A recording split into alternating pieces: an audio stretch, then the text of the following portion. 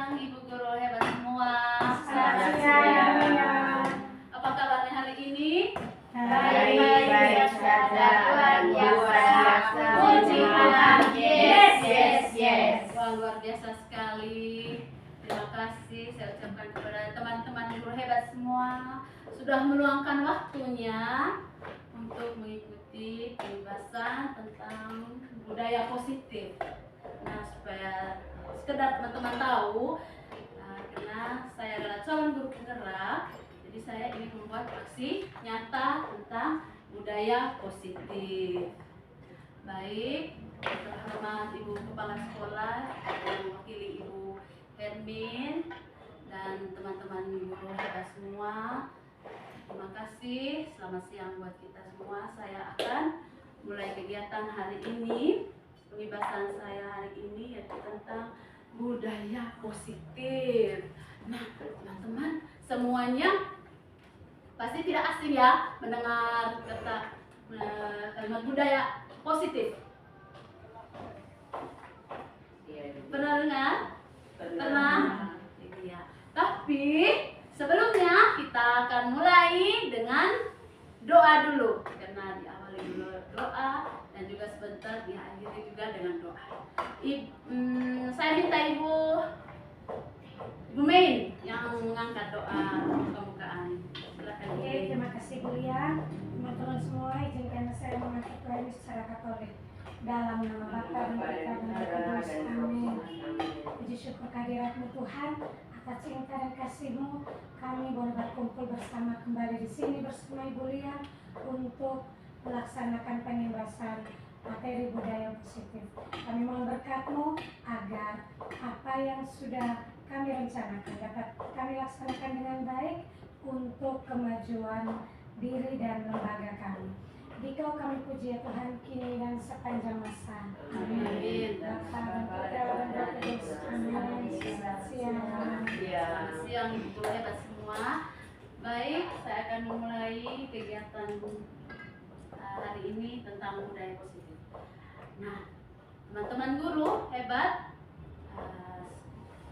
sebelum saya ke slide berikut, saya ingin bertanya dulu sama teman-teman guru. Mengapa disiplin positif itu sangat penting di sekolah kita ini?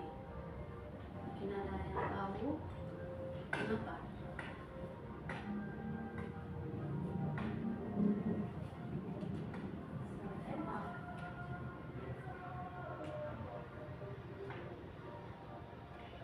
Baik. Saya lanjut. Kalau ada yang belum paham, baik, saya masuk dengan slide berikut tentang pengertian budaya positif. Nah, budaya positif adalah nilai-nilai, keyakinan-keyakinan, dan kebiasaan-kebiasaan di sekolah yang berpihak pada murid agar murid dapat berkembang menjadi pribadi yang kritis, penuh hormat, dan bertanggung jawab. Ya, baik, itu dia budaya positif. Nah, tentunya kita di sekolah itu teman-teman guru hebat ya, harus ada namanya itu budaya positif, terutama untuk anak-anak didik kita. Nah, budaya positif itu seperti apa? Kan teman-teman bilang tidak asing mendengar budaya positif itu seperti apa?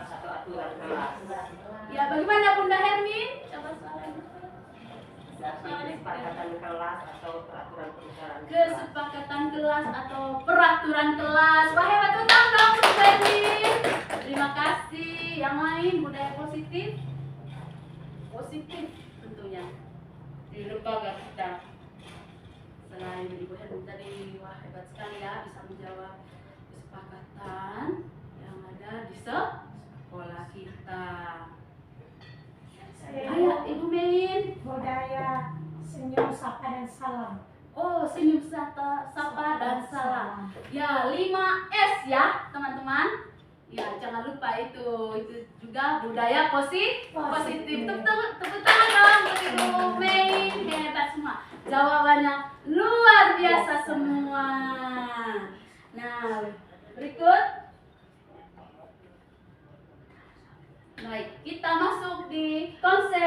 inti budaya positif kita hari ini yaitu tentang perubahan. Yang pertama, perubahan paradigma belajar. Yang kedua, disiplin positif. Yang ketiga, motivasi perilaku manusia.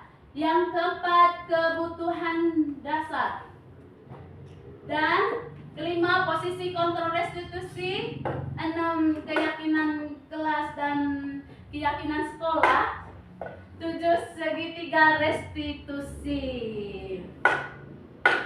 Kita masuk di bagian yang pertama adalah perubahan paradigma belajar. Ya. Perubahan paradigma belajar, teman-teman, merupakan pergeseran paradigma dalam pembelajaran dari model stimulus respon menjadi teori kontrol. Pembelajaran dirancang berdasarkan prinsip pembelajaran yang berpihak pada murid, dan murid akan belajar sesuai dengan kebutuhan dan dari tahap perkembangannya, teman-teman. Maksudnya di sini merupakan pergeseran paradigma dalam pembelajaran dari model stimulus respon menjadi teori kontrol. Dulu kan pembelajaran ini berpihak pada guru, iya, para guru saja. Nah, semakin ke sini ternyata teman-teman guru, pembelajaran itu sebenarnya berpihak pada murid. Ya, benar sekali. Itu yang dikatakan pembelajaran apa? Berdiferensiasi. Iya, tepuk tangan untuk Berlin. Berdiferensiasi luar biasa. Ya, berikut saya masuk di slide berikut tentang disiplin positif. Ya. Nah, teman-teman, makna disiplin adalah sesuatu yang dilakukan seseorang kepada orang lain untuk memanfaatkan kepatuhan. Kecenderungan tersebut haruslah diubah. Sebagai pendidik, kita harus menciptakan anak-anak yang memiliki disiplin diri yang berasal dari dalam anak sendiri. Jadi itu namanya intrinsik ya teman-teman guru, karena berasal dari dalam diri anak sendiri. Jadi itu namanya intrinsik. Sehingga murid dapat berperilaku dengan mengacu dengan nilai-nilai kebajikan, bukan dengan apa yang kita hargai atau pencapaian suatu tujuan, ataupun menghindar dari rasa tidak nyaman. Nah, disiplin positif itu memang ya teman-teman guru harus muncul dari dalam diri anak-anak sejak mereka usia dini. Nah, disiplin diri itu manfaatnya apa ya teman-teman? Dari manfaat dari disiplin positif dari dalam diri anak-anak khususnya, supaya apa begitu mereka supaya apa terbentuk apa dari sejak dini begitu. Ayo, bagaimana tolong ini Ibu Hermin kalau menjawab. Disiplin positif dari dalam diri anak-anak itu seperti apa? Dari sejak dininya. Ya, silakan Ibu Elang, disiplin. Mereka mulai dari cara berbicara juga. Iya. Mereka mulai disiplin dalam berbicara. Iya. Baik, terima kasih dari Ibu Elang, disiplin dari disiplin positif sejak usia dini itu dari cara berbicara. Ya, tepuk tangan dulu buat Ibu Elang. Yang lain mungkin Inisiatif. Artinya anak melakukan sesuatu tanpa diperintah atau tidak menunggu diperintah oleh seseorang, tetapi hadir dari dalam diri. Wah, luar biasa juga dari Ibu Mei. Iya, luar, jawabannya itu luar biasa semua. Tepuk hebat dulu dong untuk teman-teman hebat semua. Tepuk hebat. Hebat, hebat. Hebat, hebat, hebat. Nah, teman-teman guru, saya lanjut di slide berikut.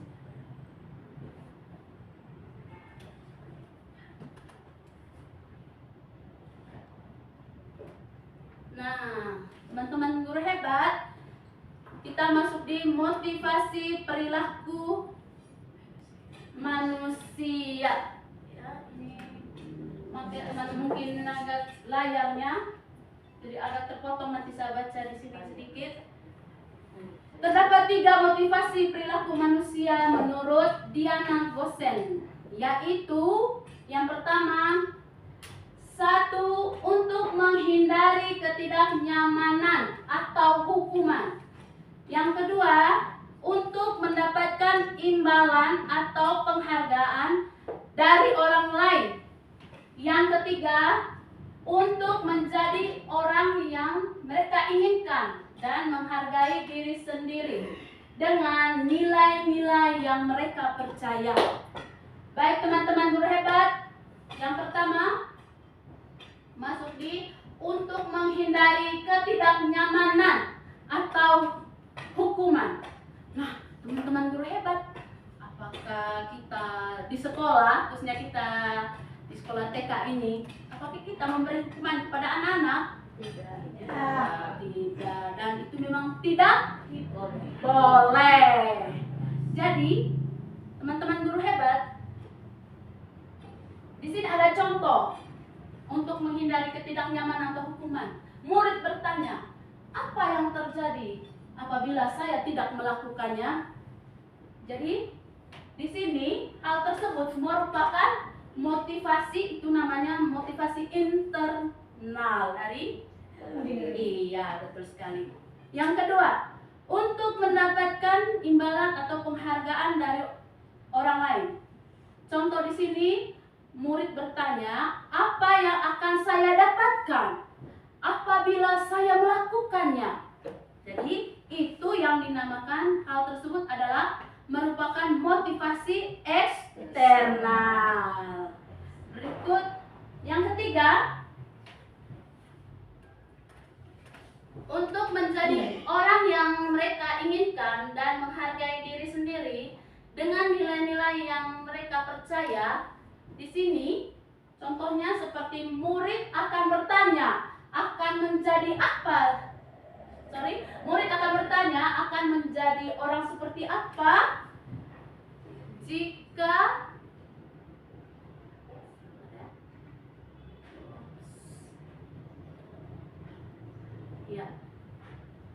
untuk menjadi orang yang mereka inginkan dan menghargai diri sendiri dengan nilai-nilai yang mereka percaya. Contohnya, murid akan bertanya, akan menjadi orang seperti apa jika saya melakukannya.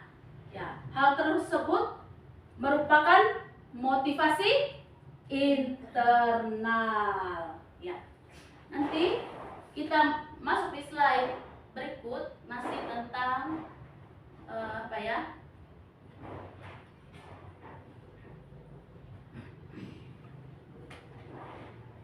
tentang motivasi perilaku manusia. Kita lanjut.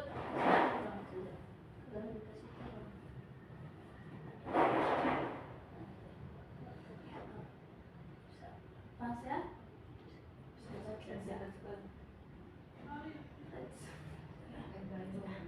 Ya, pas? Ya. Baik. Motivasi adalah dorongan yang timbul pada diri seseorang secara sadar untuk melakukan suatu tindakan untuk tujuan tertentu. Nah, seperti tadi motivasi eksternal. Murid melakukan kedisiplinan ya karena takut, menghindar dari hukuman atau pengharapan akan bentuk penghargaan. Misalnya pada contoh anak usia dini ya, untuk anak TK, jika kamu menyimpan mainanmu setelah bermain, kamu akan mendapatkan stiker bintang. Nah, saya mau tanya teman-teman guru hebat, apakah di sekolah, khususnya di kelas, kalau anak-anak bermain, terus kita biasanya kan bilang, ayo setelah bermain jangan lupa dibereskan mainannya. Apakah kita di kelas bilangnya nanti kalau sudah beres mainan kita ibu guru akan memberikan bintang atau stiker bintang kepada anak-anak yang bisa menyimpan kembali barang-barangnya di dalam kotak, di keranjang. Apakah ada yang seperti itu? Ada. Supaya membuat dorongan untuk mereka supaya Ya, bagaimana Ibu Hermi suaranya? maksudnya ada kami melakukan kegiatan begitu supaya melatih mereka untuk bertanggung jawab ketika membereskan kegiatan. Membereskan Memberikan bintang, stiker bintang. mendorong itu mendorong Memberikan mereka ujian. Oh, luar biasa. Apakah Ibu Hermin menurut Ibu Hermin itu memberi stiker bintang pada semua anak yang membereskan atau anak-anak tertentu yang Ada bisa yang menyimpan apa yang Yang Ibu lagi Hermin beresan. minta disuruh Iya. simpan, mereka ikut Iya, ikut itu seperti maksudnya semua mereka anak. mengingatkan mereka supaya dengan bintang itu mereka bisa mendorong mereka tahu aturan. Oh, kita sudah sepakat kesepakatan kelas tadi Iya. ya, sehingga mereka tahu oh saat mereka bermain mereka membereskan permainan itu, oh siapa yang bertanggung jawab. Lalu anak-anak yang tidak mengikuti membereskan kegiatan mereka mengikuti anak-anak yang lain. Kita memberikan seperti contoh bintang. Kalau saya punya seperti bintang, ada bintang hijau, merah, dan kuning. Nah, hijau itu kan anak yang bertanggung jawab. Nah, anak yang bertanggung jawab dia tanpa diberitakan oleh guru-guru. Kalau ketika guru beres-beres, ayo beres-beres, mereka langsung lakukan sama-sama dengan teman-teman lain. Lalu ada anak yang diingatkan, masih disuruh. Beda kalau itu saya kasih bintang, biasanya bintang kuning. Oh, bintang kuning. Yang merah itu tidak mau sama sekali. Nah, nanti ketika dia siapa yang mau dapat bintang merah, nah, ketika dia melihat mereka, saya ingin teman itu namanya memberi dorongan anak Dorongan lain. ya, memberikan dorongan supaya anak-anak semangat ya. Semangatnya. Nah, untuk seperti tadi membereskan Membereskan mainan, melatih mereka untuk bertanggung jawab. Oh iya, Itu yang luar saya biasa. biasa lakukan di terapkan di sekolah di Di kelas kelas, ya. terutama di kelas. Ya. Wah, luar biasa sekali. Tepuk tangan dulu untuk Ibu Erni. Iya, yang lain mungkin ada pendapat? Tidak ada? Ya, lanjut. Baik. B. Motivasi internal. Murid melakukan kedisiplinan dikarenakan sadar akan nilai-nilai kebajikan dalam dirinya.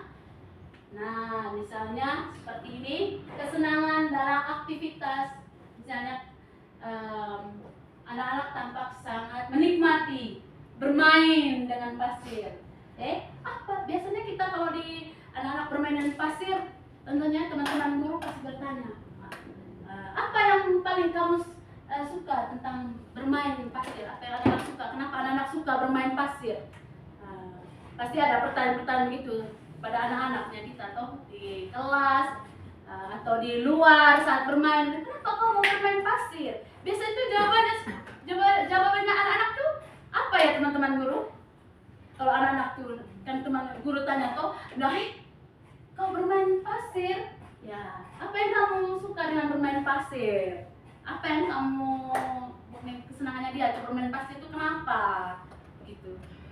Ibu Mei silakan. Ya.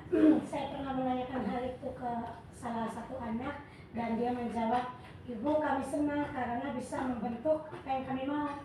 Kalau kami menyimpan pasirnya di dalam gelas, jika dituangkan akan menjadi seperti gelas bentuknya. Wow, dan lain-lain. Iya, wah hebat sekali ya. Jadi anak-anak itu kita harus diajak bicara gitu, mengemukakan pendapat mereka. Jadi ya, seperti itu jawabannya Ibu Mei. Tepuk tangan dong untuk Ibu Eni.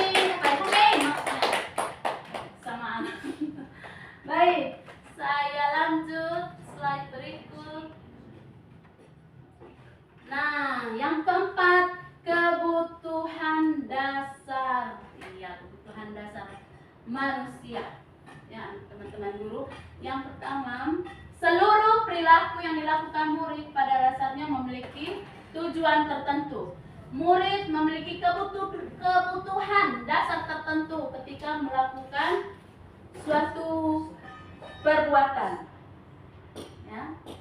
Yang pertama, tentunya kebutuhan bertahan hidup. Yang kedua, kebutuhan penguasaan, yaitu kebutuhan pengakuan atas kemampuan. Ya, anak-anak kan biasanya apa yang mereka buat tuh, mereka kan butuh pengakuan toh. Gitu dari gurunya. Kebutuhan cinta dan kasih sayang, murid ingin diterima dan dihargai. Nah, berikut kebutuhan kebebasan, yaitu kebutuhan akan pilihan dari anak-anak. Kebutuhan kesenangan, yaitu kebutuhan untuk merasa senang. Tentunya anak-anak itu kan, wah, namanya anak itu butuh kesenangan. Jadi menghibur mereka tuh, baik kita dari guru, dari orang tua, tentunya ingin sekali membuat anak-anak itu merasa senang, tentunya dengan hal-hal yang positif.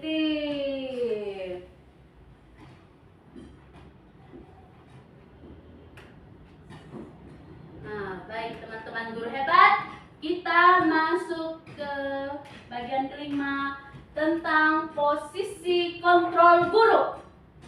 Teman-teman guru hebat, mungkin teman-teman guru hebat pernah dengar yang pertama, posisi kontrol guru, yaitu penghukum. Yang kedua, pembuat rasa bersalah. Yang ketiga, teman. Yang keempat, pemantau. Yang kelima, manajer. Nah, teman-teman guru hebat, dari yang pertama, penghukum. Seperti yang teman-teman guru hebat bilang, kita tidak boleh memberi hukuman di dalam kelas. Nah, bagaimana teman-teman guru hebat? Misalnya, saya minta contoh gitu dari teman-teman guru hebat semua. Apakah kita di kelas begitu? Misalnya, ada teman yang tidak, ada murid maksudnya, murid anak didik kita ini membuat kesalahan. Apakah dari teman-teman, masing-masing teman-teman ini memberikan hukuman atau tidak? Mungkin ada, saya minta ceritanya begitu dari teman-teman guru hebat di kelas begitu, misalnya dari penghukum ini tadi. Di dalam kelas begitu, ada anak-anak yang bagaimana menurut teman-teman. Misalnya di dalam kelas ada yang membuat, pastinya ada anak-anak yang membuat kesalahan. Dari kita sebagai guru itu bagaimana yang kita lakukan? Kalau kita sebagai guru, pokoknya dengan segala amarah kita,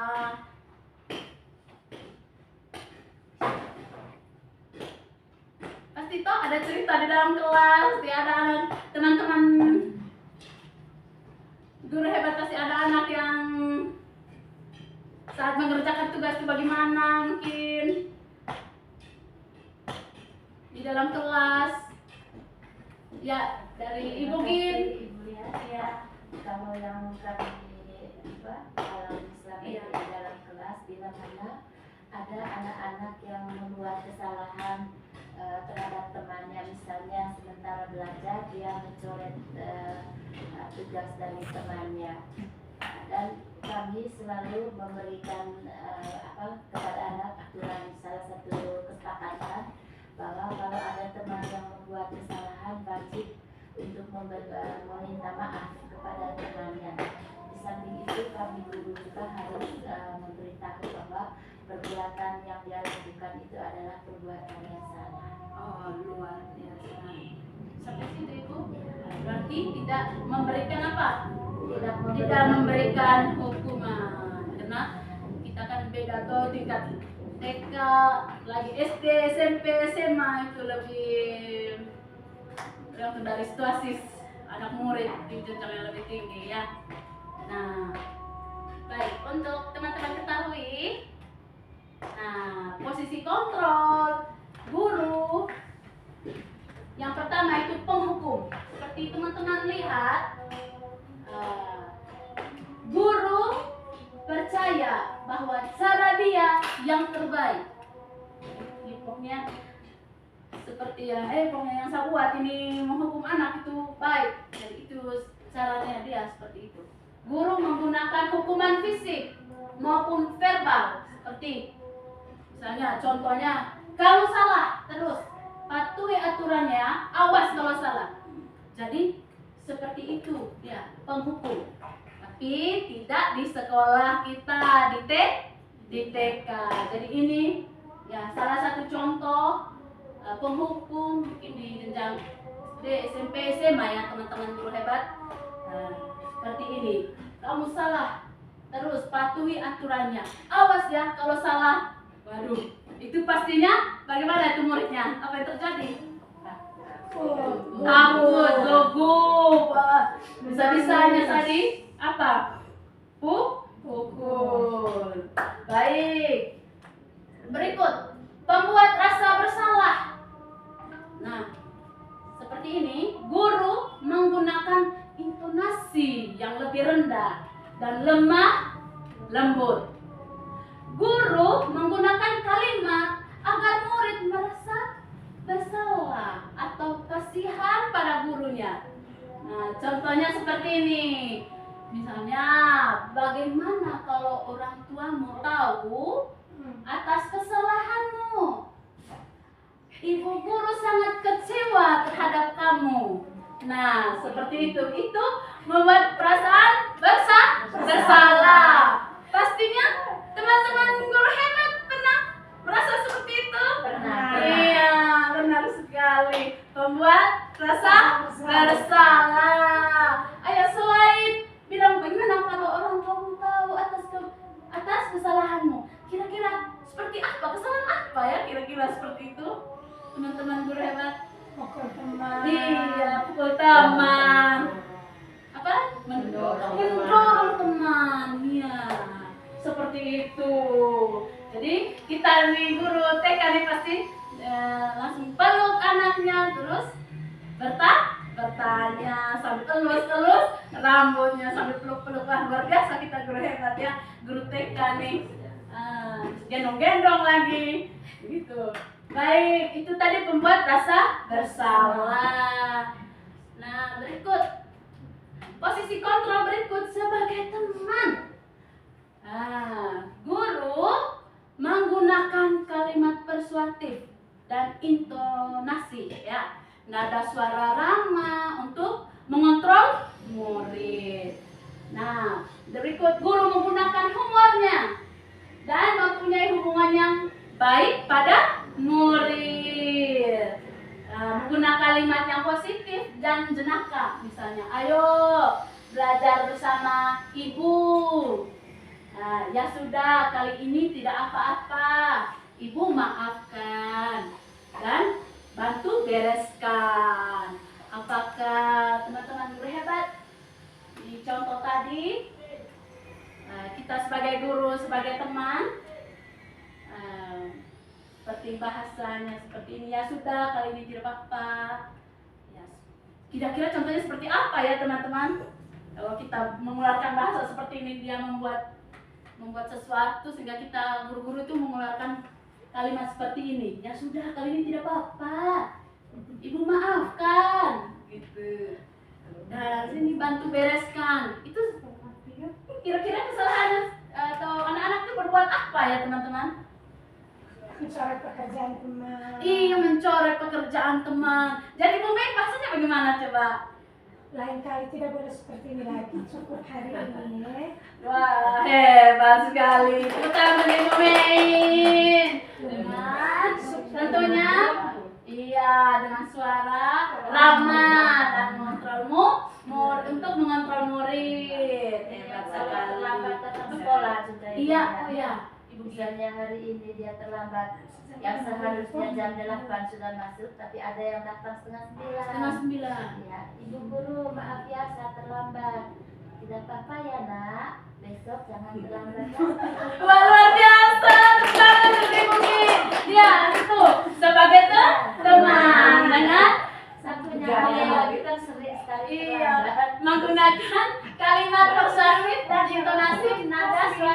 ramah mengontrol murid. Wah, hebat sekali. Tepuk tangan untuk guru-guru hebat, luar biasa. Baik, kita maju di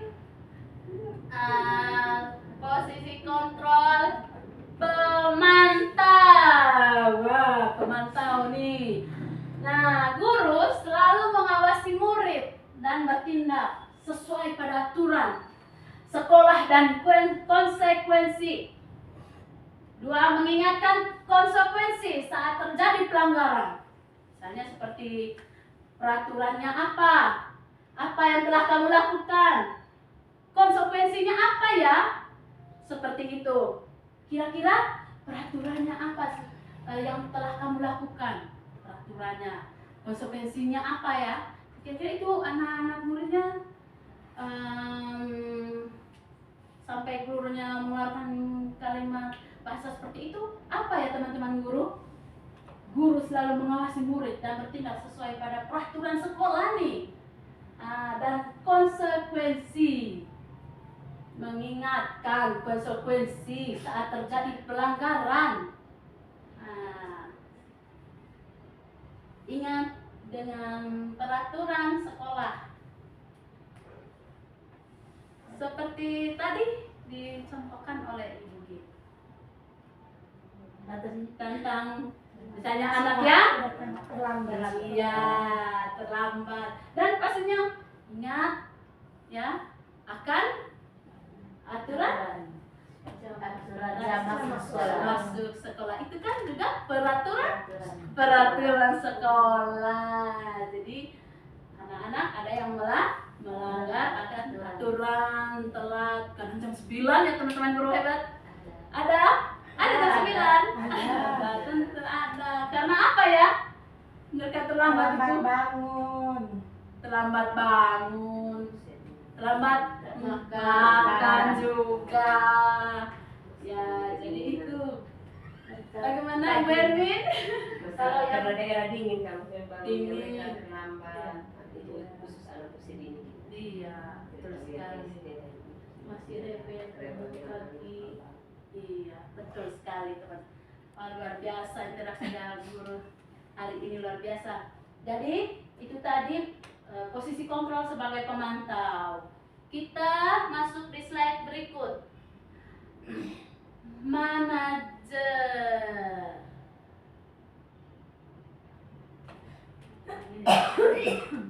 Ya, di sini guru mempersilahkan murid mempertanggungjawabkan perilakunya. Guru mendukung murid untuk menemukan solusi atas permasalahannya sendiri. Berikut, guru mendukung murid untuk merdeka, mandiri, dan bertanggung jawab. Dan menggunakan restitusi untuk mengajak murid menganalisis keadaan untuk memperbaiki kesalahannya. Contohnya seperti kalimat, apa yang kita yakini, apa rencana kamu untuk memperbaiki ini. Misalnya seperti tadi posisi manajer ya. Sebagai guru itu kita harus jadi posisi kontrol kita harus juga sebagai manajer ya. Selain tadi sebagai teman, membuat apa lagi? Membuat rasa bersalah. Ya. Jadi guru juga harus sebagai manajer. Ya, teman-teman guru hebat ya, membimbing anak, dan kita harus merangkul anak-anak didik kita. Nah, teman-teman guru hebat, dari 5 posisi kontrol ini, 5 posisi kontrol di antara teman-teman itu ya, tentunya kita dari dalam diri kita itu posisi kontrol yang saya sebagai guru itu apa? Dari 5 ini, teman-teman tadi kan sudah dengar semua tuh, penghukum, membuat rasa bersalah, teman, pemantau, dan manajer. Iya. Teman. Sebagai teman. Sebagai teman. Semuanya sebagai teman.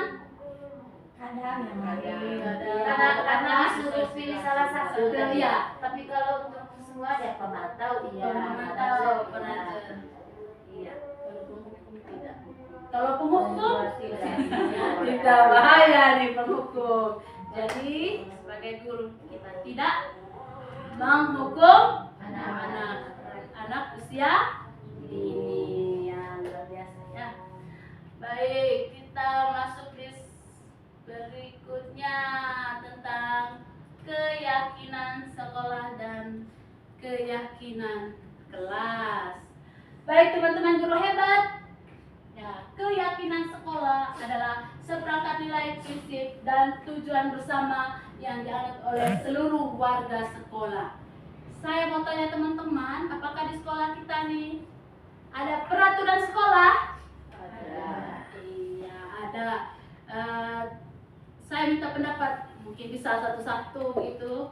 Untuk peraturan sekolah kita itu seperti apa saja? Mungkin siapa yang duluan menjawab? Ya, Kakak Mei, peraturan sekolah kita. Aturan menggunakan seragam, Ya. di mana sekolah kita memiliki 3 jenis seragam yang dipakai pada setiap 2 hari. Baik, itu saja Bu. Iya, luar biasa ya tentang aturan berpakaian. Tepuk tangan dulu untuk Kismin. Ya, Ibu Gin. Yang kedua aturan untuk jam masuk dan pulang sekolah. Jam masuk dan pulang sekolah. Kan ada aturan. Iya, betul sekali. Kalau aturan kita masuk, kita sudah ada di sekolah ya 7:30. Iya, Pulangnya 10:30. iya, Itu aturan iya, dia. betul sekali. Tepuk tangan untuk Ibu Gin. Ya, selanjutnya peraturan sekolah kita.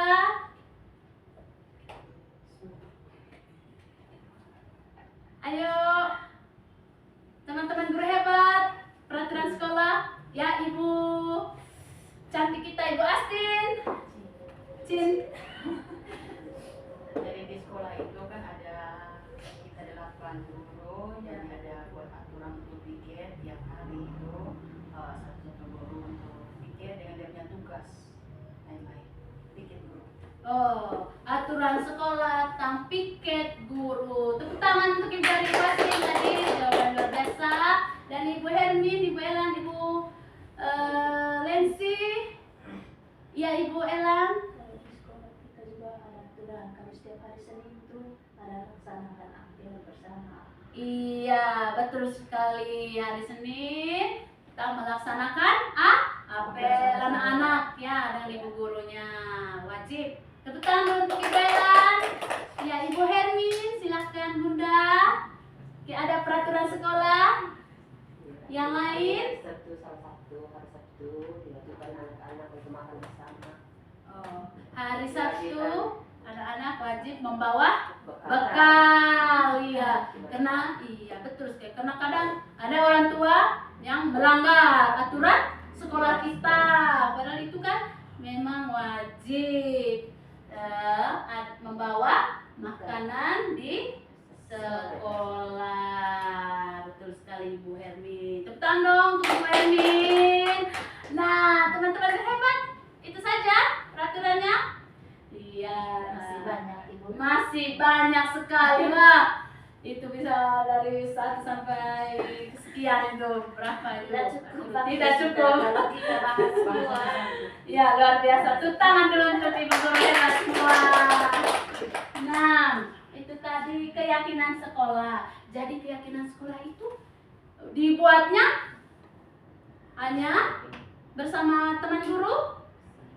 Kepala sekolah, orang tua, Iya, bersama rekan guru, orang tua, ya kepala sekolah, semuanya. dengan komite. Iya, hebat Yayasan. sekali komite, yayasan, luar biasa ya. Jadi kita harus kolaborasi. Dan berikutnya keyakinan kelas. Keyakinan kelas adalah nilai-nilai kebajikan atau prinsip universal yang disepakati bersama guru dan murid di kelas. Harus ada kesepakatan antara guru dan murid. Kita harus membuat kesepakatan dan murid tidak bersamamu murid. Ya. Nah, berikut keyakinan kelas adalah nilai kebajikan. Ya. Selain maaf ada kesalahan.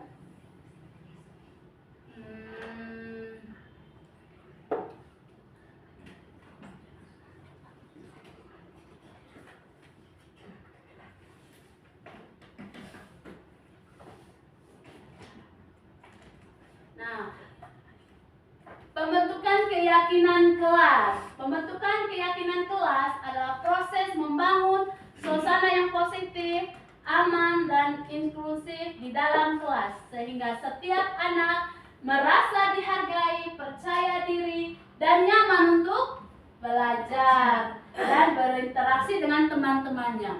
Nah, teman-teman guru hebat, di dalam kelas tentunya kita sudah membuat namanya keyakinan kelas. Kira-kira keyakinan kelas itu apa saja ya teman-teman? Mungkin ada yang bisa menjawab keyakinan kelas yang teman-teman guru hebat sudah buat di dalam kelas bersama anak-anak. Membuang sampah pada tempatnya. Iya, membuang sampah pada tempatnya. Ya, jadi harus dilatih anak-anaknya sedini mungkin. Nah, berikut Antri kalau cuci tangan. antri kalau cuci tangan. Hebat, betul sekali. Dari Bu Nancy, mana sarannya? Berbaris sebelum masuk kelas.